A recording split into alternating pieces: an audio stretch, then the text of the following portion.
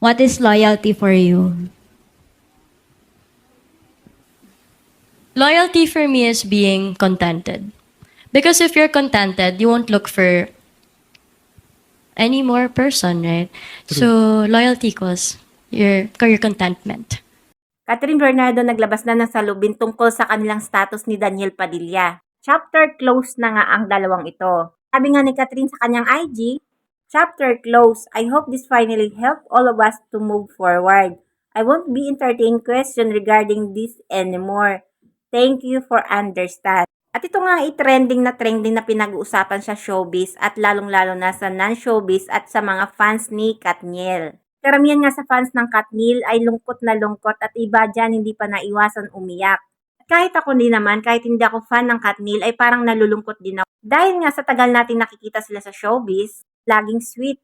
At ang akala natin sila na talaga ang magkakatuluyan. Pero gano'n naman talaga sa showbiz, walang nagtatagal. At bihira ka lang talaga nakakakita na tumatagal dito sa showbiz. Pero ika nga nila, life is move on. At mag-move on na rin tayo sa issue ni Catherine at Daniel Padilla. At tingnan na lang natin kung magkakabalikan ba sila o sila ba talaga magkakatuluyan bandang huli.